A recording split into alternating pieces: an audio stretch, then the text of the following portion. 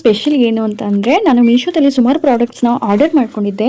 ಅದರಲ್ಲಿ ಬೆಸ್ಟ್ ಅಂತಲೇ ಹೇಳ್ಬೋದು ಈ ಒಂದು ಪ್ರಾಡಕ್ಟ್ನ ತರಿಸ್ಕೊಂಡಿರೋದು.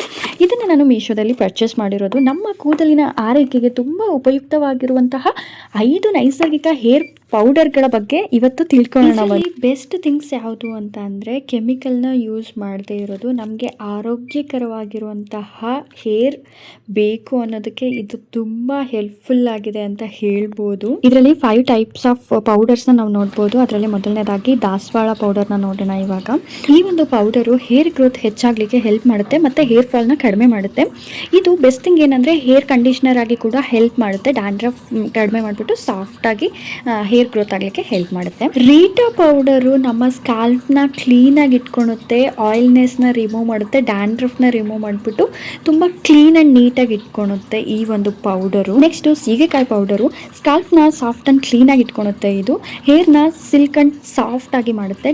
ಇದನ್ನು ಕೂಡ ಡ್ರೈನೆಸ್ಸಿಂದ ಕಡಿಮೆ ಮಾಡುತ್ತೆ. ನೈಸರ್ಗಿಕವಾಗಿ ಹೇರ್ನಲ್ಲಿ ತೇವಾಂಶವನ್ನು ಕಾಪಾಡುತ್ತೆ. ನೆಕ್ಸ್ಟ್ ಬ್ರಿಂಗ್ರಾಜ್ನ ಹಾಕೋತಾ ಇದ್ದೀನಿ. ಈ ಪೌಡರು ಹೇರ್ ಫಾಲ್ನ ಕಡಿಮೆ ಮಾಡುತ್ತೆ, ಹೇರ್ ಗ್ರೋತ್ಗೆ ಹೆಲ್ಪ್ ಮಾಡುತ್ತೆ, ಹೇರ್ನ ಪ್ರೊಟೆಕ್ಟ್ ಮಾಡುತ್ತೆ ಇದು. ನೆಕ್ಸ್ಟು ವೈಟ್ ಹೇರ್ಸ್ನ ಈ ಪೌಡರು ಕಡಿಮೆ ಮಾಡುತ್ತೆ. ನೆಕ್ಸ್ಟ್ ನಾನು ಯೂಸ್ ಮಾಡ್ತಾ ಇರೋದು ಆಮ್ಲದಲ್ಲಿ ಕೂದಲನ್ನ ಬೇರಿಂದನೇ ಇದು ಸ್ಟ್ರಾಂಗ್ ಮಾಡುತ್ತೆ ಮತ್ತು ಹೇರ್ ಫಾಲ್ ಕಡಿಮೆ ಮಾಡುತ್ತೆ. ಹೇರ್ ಗ್ರೋತ್ಗೆ ಇದು ತುಂಬ ಹೆಲ್ಪ್ ಮಾಡುತ್ತೆ. ಇದು ಕೂಡ ವೈಟ್ ಹೇರ್ಸ್ನ ಕಂಟ್ರೋಲ್ ಮಾಡುತ್ತೆ, ಸಾಫ್ಟ್ ಆ್ಯಂಡ್ ಸಿಲ್ಕಿ ಹೇರ್ ಕೊಡುತ್ತೆ ನಮಗೆ. ಈ 5 ಪೌಡರ್ನ ನಾನು ಸಮ ಪ್ರಮಾಣದಲ್ಲಿ ಹಾಕೊತಾ ಇದ್ದೀನಿ. ನಾನು ಇದಕ್ಕೆ ಟೀ ಸಿರಪ್ನ ಯೂಸ್ ಮಾಡ್ತಾ ಇದ್ದೀನಿ. ನೀವು ಬೇಕು ಅಂದರೆ ಮೊಸರನ್ನಾದರೂ ಹಾಕೊಬೋದು, ಆಲೋವೆರಾ ಜೆಲ್ ಆದರೂ ಹಾಕೋಬೋದು, ಅವ್ರು ನಾರ್ಮಲ್ ನೀರು ಹಾಕ್ಕೊಂಡಾದ್ರೂ ಪೇಸ್ಟ್ ಮಾಡ್ಕೊಬೋದು. ಇಲ್ಲಿ ನಾನು ಟೀ ಸಿರಪ್ನ ರೆಡಿ ಮಾಡ್ಕೊತಿದ್ದೀನಿ. ಲೈಕ್ ಡಿಕಾಕ್ಷನ್ನ ಮಾಡ್ಕೊತಾ ಇದ್ದೀನಿ. ಸ್ವಲ್ಪ ನೀರಲ್ಲಿ ಟೀ ಪುಡಿ ಹಾಕಿ ಇದಕ್ಕೆ ಮೆಂತೆ ಹಾಕೊತಾ ಇದ್ದೀನಿ. ನಾನು ಒಂದು ಅರ್ಧ ಸ್ಪೂನ್ ಮೆಂತೆ ಹಾಕ್ಕೊಂಡು ಚೆನ್ನಾಗಿ ಇದನ್ನು ಕುದಿಸ್ಕೊಂಡು ಸೋಸ್ಕೊಂಡು ಎತ್ತಿಟ್ಕೊತಾ ಇದ್ದೀನಿ. ಇವಾಗ ನಾವೇನು ಪೌಡರ್ನ ಎತ್ತಿಟ್ಕೊಂಡಿರ್ತೀವಲ್ಲ, ಆ ಪೌಡರ್ ಬೌಲ್ಗೆ ಈ ನೀರನ್ನು ಸ್ವಲ್ಪನೇ ಹಾಕ್ಕೊಂಡು ಚೆನ್ನಾಗಿ ಮಿಕ್ಸ್ ಮಾಡ್ಕೊಳ್ಬೇಕು. ಲೈಕ್ ಒಂದು ಥಿಕ್ ಪೇಸ್ಟ್ ಆಗೋವರೆಗೂ ಚೆನ್ನಾಗಿ ಮಿಕ್ಸ್ ಮಾಡ್ಕೊಳ್ಬೇಕು.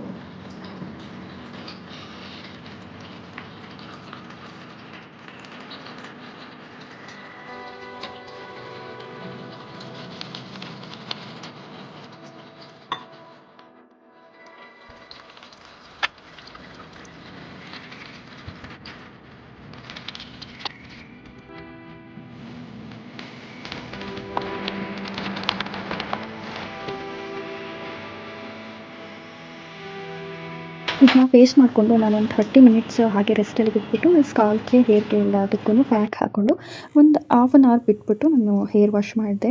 ನೋಡಿ ಎಷ್ಟು ಸಿಲ್ಕಿ ಆ್ಯಂಡ್ ಶೈನ್ ಆಗಿ ಕಾಣಿಸ್ತಾ ಇದೆ ನನ್ನ ಹೇರು. ಇದು ಬೆಸ್ಟ್ ಅಂತಲೇ ಹೇಳ್ಬೋದು ಫಾರ್ ಹೇರ್ ಗ್ರೋತ್ಗೆ, ಹೇರ್ ಲಾಸ್ಗೆ ಬೆಸ್ಟ್ ಒಂದು ಪ್ರಾಡಕ್ಟ್ ಅಂತ ಹೇಳ್ಬೋದು.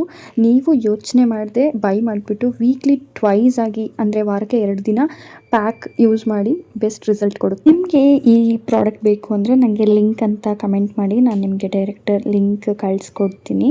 Thank you for watching.